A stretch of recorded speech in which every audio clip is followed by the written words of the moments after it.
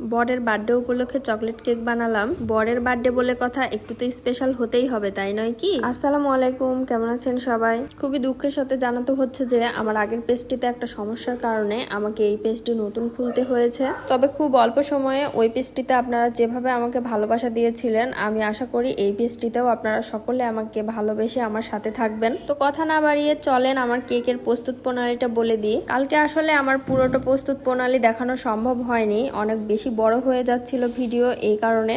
কেকের উপরে দেওয়ার জন্য আমি প্রথমে কিছুটা চকলেট টপার তৈরি করে নিলাম, এরপরে তৈরি করে নিলাম হুইপ ক্রিম। আমি দুই রকমের হুইপ ক্রিম তৈরি করেছি, একটা সাদা রেখেছি আর একটাতে হালকা একটু পিঙ্ক কালার দিয়ে একটু পিঙ্ক কালার করে নিয়েছি। সাদা হুইপ ক্রিমটা আমি রেখেছি কাম কোটিং করার জন্য, আর পিঙ্ক কালারটা দিয়ে আমি কেকটা কভার করব। পাইপিং ব্যাগে দুই রকমের কালারের হুইপ ক্রিমে আমি ঢুকিয়ে নিলাম। এইভাবে গ্লাসে করে যদি হুইপ ক্রিম ঢুকানো যায় তাহলে হুইপ ক্রিম নষ্টও হয় না। পাইপিং ব্যাগে ঢুকানো হয়ে গেলে আমি এই ক্রিমগুলো নর্মাল ফ্রিজে রেখে দেবো আধা ঘন্টার জন্য।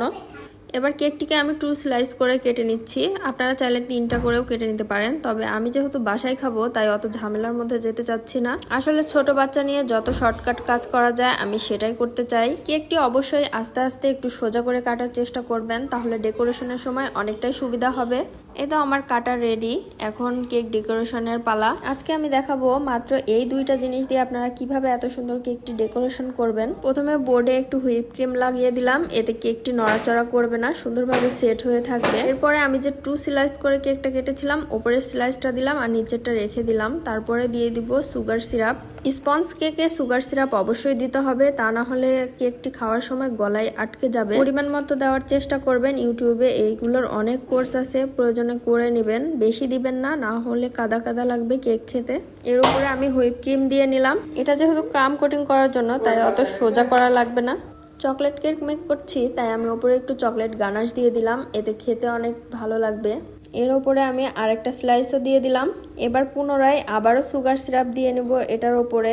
আমি এরকম অয়েল ব্রাশ দিয়ে দিচ্ছিলাম, আপনারা চাইলে চামিচ দিয়েও দিতে পারেন, কোনো সমস্যা নেই।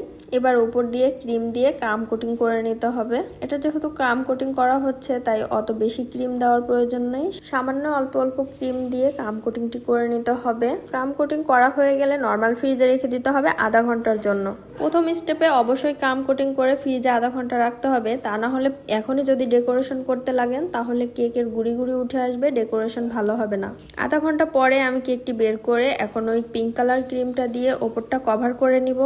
আমি সম্পূর্ণ ক্রিমটাই দিয়ে দিলাম কেকের ওপরে। এবার সুন্দর করে আস্তে আস্তে কেকটা সমান করে নিতে হবে। যেহেতু আমি কেকের উপরে গানাশ দিয়ে কভার করব তাই ওপরে অত বেশি সমান করার দরকার নাই। আমি সাইডটা এইরকম একটা ভিজিটিং কার্ড দিয়ে সুন্দর করে সমান করে নিলাম। এবার সাইডে সৌন্দর্যের জন্য আমি একটু একটু করে গানাশ দিয়ে দিচ্ছিলাম, এতে কেকটি দেখতে অনেক ইউনিক লাগবে।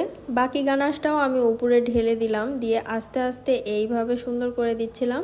এই যে আমার কেক রেডি। এখন আমি এইভাবে ফ্রিজে রেখে দিব, নর্মাল ফ্রিজে 5 মিনিটের জন্য। অফ ক্যামেরায় আমি চকলেট টপারগুলোও বসিয়ে দিয়েছি, আসলে এটা আমার ভিডিও নেওয়া হয়নি। ভালো থাকবেন সবাই, দোয়া করবেন আমাদের জন্য। আজ এই পর্যন্তই, আল্লাহ হাফেজ।